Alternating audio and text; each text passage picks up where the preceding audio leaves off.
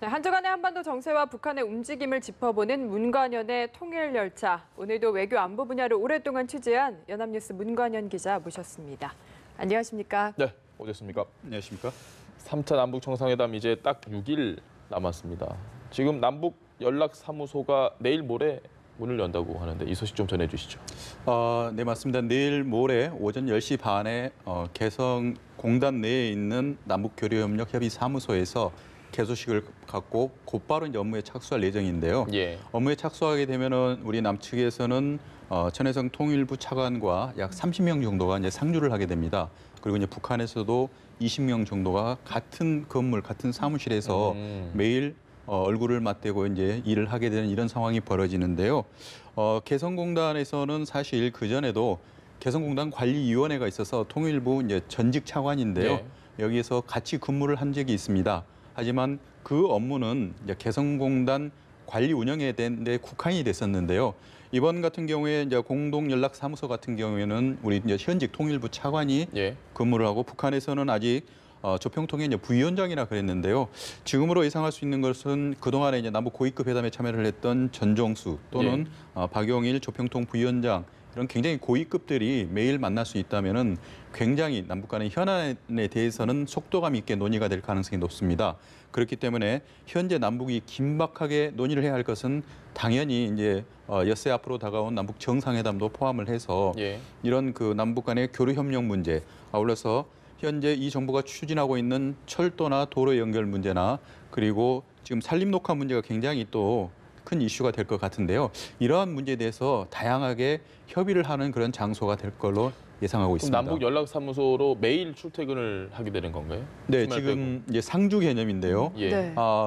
천해성 차관 같은 경우에는 초기에는 약 한 2, 3일 정도만 일주일 가운데 예. 상주를 할 걸로 예상이 되지만 매일 주 5일을 다 근무를 한다고 이렇게 보시면 되겠습니다. 그리고 직접 소장인 천해성 차관이 회의를 일주일에 한 번씩 주재하고. 주재를 하기 때문에 예. 지금 남북 간의 현안이 되고 있는 문제에 대해서 정례적으로 논의가 될 가능성이 높기 때문에 우리가 북한을 한번 만나기 위해서는 그동안에는 판문점에서 연락관을 통해서 다시 당국자들 만남을 주선을 하고 다시 그 모이는 이러한 모든 프로세스가 다 생략이 되고 예. 매일 같은 공간에서 일을 하면서 현안을 논의가 하기 때문에 굉장히 속도감 있게 진행된 가능성이 높다 이렇게 보고 있습니다. 알겠습니다. 네, 얼굴 보면 정도 들 것 같고 친해질 것 같습니다. 그리고 또 청와대 지금 평양행 준비로 바쁘잖아요. 준비 상황 어떻게 좀 진척이 되고 있나요? 지금 이제 6일 앞으로 다가왔기 때문에 청와대는 이 남북 정상회담의 준비와 성공을 위해서 이제 올인을 했다 이렇게 표현을 할 수가 있는데요. 지난 7일부터 이제 종합 상황실을 이제 가동을 했고요. 준비위원회도 지금 현재 회의를 여러 차례 이제 진행을 하고 있는 단계입니다. 그리고 이번 회담 준비를 위해서 현재 의제분과 그리고 소통 홍보분과 그리고 운영 지원분과가 있는데 특이하게도 판문점선언 이행 점검 분과를 하나 만들었습니다. 그래서 이 정상회담 준비는 이 네 가지 분과에서 각자 맡은 분야별로 예. 굉장히 속도감 있게 진행이 될 걸로 예상이 되고 있고요. 대부분 기자들도 어젯밤 늦게 프레스센터 등록을 현재 마치고 예. 또 네. 본격적인 취재 준비하고 있는데요. 지금 같은 경우에는 그 이전에 비해서 이 정부 들어서 벌써 이제 세 번째 정상회담이다 보니까 굉장히 준비가 많이 잘 되고 있다 이렇게 볼 수가 있겠습니다.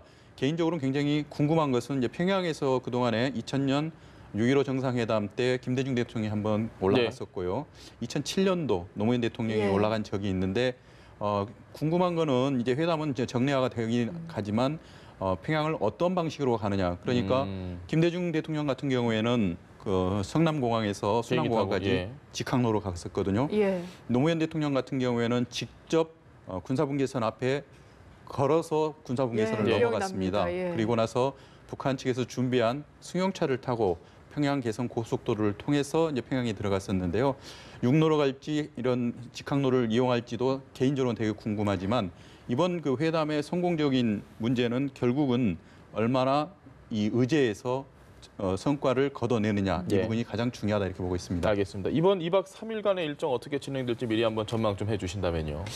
현재로서는 그 이번에도 과거처럼 똑같이 이제 2박 3일이다 보니까 첫날 같은 경우에는 일단은 육로든 직항로든 평양에 도착하면은 정상들은 대부분 다 지금까지는 이제 백화원 영비인관에 예. 여장을 풀었습니다. 그리고 함께한 수행원들 같은 경우에는 이제 고려 호텔 등에 이제 분산이 돼서 대부분 일을 준비를 했었는데 이번 같은 경우는 좀 규모가 과거보다 좀 줄어들었습니다. 예. 과거 두 차례 평양에서 정상회담 같은 경우에는 300명 규모의 이제 수행원들이 대부분 함께 이제 올라갔었는데요. 이번 같은 경우에는 200명 정도이기 때문에 굉장히 그 규모는 일단 줄었지만 그런 부분에 있어서는 이 부분에 우리가 내실을 기해서 역할을 더 분담하면 되는 것 같고요. 예. 그렇기 때문에 이번 같은 경우에 어떤 식으로 될지는 현재 의제분과위원회가 공식적으로 접촉을 해서 이 부분에 대해서 논의를 해야 되기 때문에 2박 3일 일정은 최종적으로 나올 걸로 예상이 되지만 과거의 선례로 미뤄봤을 경우에는 첫날 같은 경우에는 북한에서 손님을 이제 초청을 했기 때문에 예. 환영 만찬을 개최할 가능성이 높고요. 그 다음에는 이제 그 다음 날 전체 회의와 또 정상 간의 양자회담 그리고 나서 남북 간의 정상 공동선언 이런 합의문을 발표하는 순서로 진행이 될 것 같습니다. 알겠습니다. 네, 어쨌든 어디를 방문할지 뭘 먹을지도 중요하지만 제일 중요한 건 내용이잖아요. 그런데 지금 김정은 위원장이 트럼프 대통령에게 친서를 보내서 정상회담 제의를 했습니다. 이 내용도 분명히 이번에 가면 논의가 될 것 같아요. 이번 같은 경우에는 과거에 우리가 6.12 싱가포르 북미 정상회담이 준비하는 과정에서 굉장히 진통을 겪었었는데요.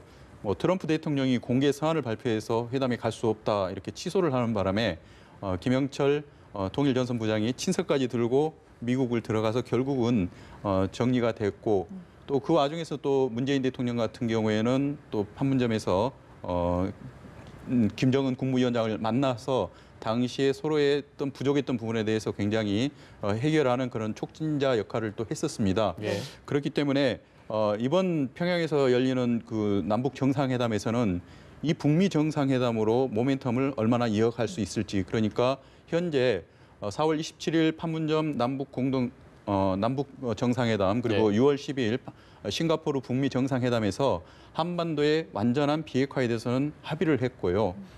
그 이후에 구체적인 행보를 들어가야 되는데 이 부분에 있어서 북한에서 요구하는 종전선언 그리고 미국 측에서 요구해온 핵물질 또는 리스트의 제출 이런 문제에 대해서 서로가 맞지를 않았기 때문에 이번 남북 정상회담을 통해서 북미 간의 눈높이를 맞추고 결국은 서로의 미진한 점 또는 부족했던 점, 소원했던 점들에 대해서 거의 해소가 된다면은 이러한 좋은 평화 무드가 예. 결국은 이제 북미 정상회담까지 연결될 수 있다 이렇게 보기 때문에 한반도의 항구적인 평화 체제 구축을 위해서 얼마만큼 남북이 구체적인 합의를 이끌어내느냐 예. 이 부분이 가장 중요한 부분이다 이렇게 보고 있습니다. 알겠습니다. 다음 주에는 3차 남북 정상회담 그리고 이번 달 말에는 유엔 총회 거기서 또 한미 정상회담 대충 산술적으로 보면 한 10월쯤 북한과 미국의 정상이 만나지 않을까라고 예상하는 분들이 좀 많으신 것 같습니다. 어떻게 예상하십니까? 현재로서는 특히 그 북한에서 구구절 예.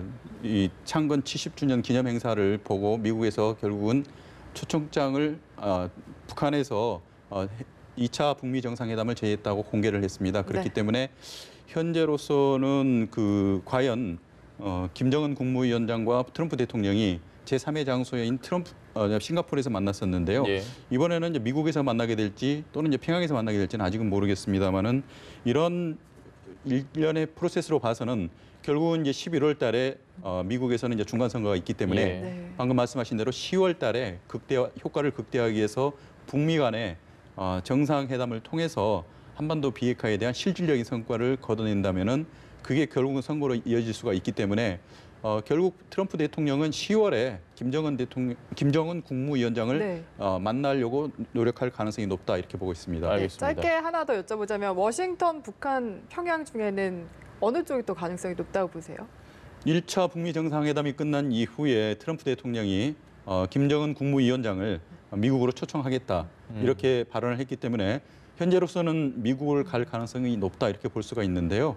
일단 미국을 들어갈 경우에는 미국 보수층에서 과연 이제 김정은 국무위원장이 미국 땅을 밟게 된 이러한 상황을 허용할 때는 예. 자신들의 또 기대 수준이 있거든요. 네. 그 부분에 대해서 굉장히 눈높이가 높은 상태이기 때문에 이에 대해서는 굉장히 많은 거부감도 표출될 것이 가능성이 높습니다. 그렇기 때문에 평양을 가서 또 북미 정상회담을 하는 것도 하나의 대안이 될 수 있다 이렇게 보고 있습니다. 알겠습니다. 이어서 노동신문 펼쳐보기 시간입니다. 한 주간 노동신문 가운데 주목할 만한 소식을 소개해 줄 텐데요. 오늘은 어떤 소식 들고 오셨나요? 네, 그 9월 9일 북한에서 이제 열병식 행사를 했었는데요. 예. 지금 보시는 그 화면은 그 네. 다음 날인 이제 9월 10일자가 되겠죠. 노동신문 이제 3면에 나온 사진 가운데 하나인데요. 예. 제가 특이하게 본 것은 이 열병식 사회를 할 경우에 군 통수권자인 현재 그 김명남 상장인데요. 이 사람이 타고 지금 군 부대를 사열을 하는데 예. 차량이 좀 바뀐 것 같습니다. 네. 네, 북한에서는 그동안에 일단 그 사열을 할 경우에는 독일에서 만든 그 벤츠 무게차를 이용해서 사열을 하는 모습을 볼 수가 있었는데요. 이번 같은 경우에는 지금 화면상으로 보기에는 미군이 이용하는 집차인 그 험비를 되게 닮은 모양인데요. 최초로 공개석상에서 행사에서 저처럼 미제를 모습을 대부분 비슷하다 이렇게 볼 수가 있습니다. 예. 그렇기 때문에 저게 과연 지금 현재 험비를 어느 정도를 따라서 했는지는 모르겠지만 그동안에는 그 외국 브랜드를 이용을 했었는데요. 예. 각국 정상들이 각 군 부대를 사유를 할 경우에는 한 국가의 자존심이 걸린 문제입니다. 예. 그렇기 때문에 국가 브랜드인 자동차를 자국 브랜드를 이용을 하거든요. 예. 그래서 시진핑 중국 국가주석 같은 경우에는 훔치라는 차를 이용을 예. 했었고요.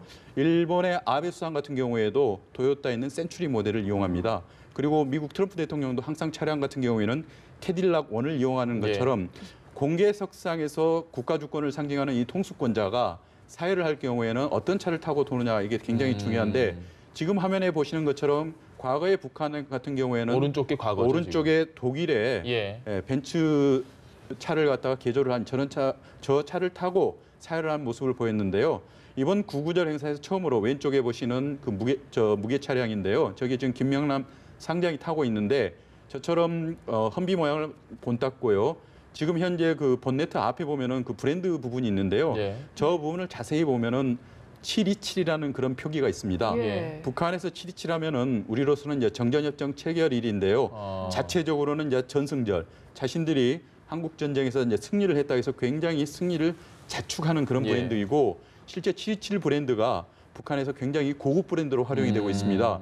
노동당 간부들이 사용하는 그 담배 같은 경우에 최고급 브랜드가 727 담배거든요. 그래서 이 727 자체가 북한에서는 굉장히 내세우는 국가 브랜드라 볼 수가 있는데 저 차량의 지금 전면에 범퍼 위에 727이라는 이런 숫자가 엠블럼이 표시가 된 걸로 미뤄 봤을 경우에는 북한이 이제는 자체적으로 생산한 차를 타고 군 통수권자가 군인들을 사열을 하겠다. 이런 정상국가에 대한 의지를 좀 보여주는 부분이다. 그래서 이번 주의 신문에 있어서는 월요일자 이 노동신문이 이 부분이 가장 중요한 것이다. 이렇게 보고 있습니다. 제가 착각을 한 거네요. 그러니까 미제라고 생각을 했는데 이게 북한이 만들고 그냥 미국 차를 본뜬 모양이다. 이렇게 이해를 하면 되는 건가요? 네, 맞습니다. 이 험비 같은 경우에는 미군이 가진 국제적인 자체 브랜드, 굉장히 그런 차량인데도 불구하고 중국에서도 역시 짝퉁 험비가 나와 있습니다. 거기 짝퉁이 엄청 많으니까. 네. 그런데 이제 북한에서도 이런 세계적인 추세를 따라서 결국은 반영을 했는지는 모르겠지만 지금 우리가 화면에서 봤던 저 차량은 험비와 모습이 굉장히 유사하기 때문에 매니아들 사이에서는 상당히 지금 또 화제가 되고 있는 것이 사실입니다. 알겠습니다. 마지막으로 짧게 한번 여쭤보겠습니다. ICBM이 일단 공개가 되지 않았거든요. 이를 두고 뭐 일단 미국에 좀 메시지를 주려고 한 것이다 이런 분석들이 많습니다. 어떻게 생각하십니까? 네, 이번 같은 경우에는 굉장히 그 신년사를 통해서 김정은 국무위원장이 70주년 행사를 굉장히 성대하게 할 걸로 예상을 했고 각국의 정상들을 또 초청하는 이러한 움직임이 있었기 때문에 이번 그 군 퍼레이드를 통해서 어떻게 메시지를 만들어내느냐가 굉장히 중요한 포인트였는데요. 가장 중요한 것은 이전과 마찬가지로 김일성 광장에서 저처럼 군사 퍼레이드를 했지만 일단 생중계를 하지를 않았습니다. 그리고 녹화로 그 다음날 방송을 했었고요.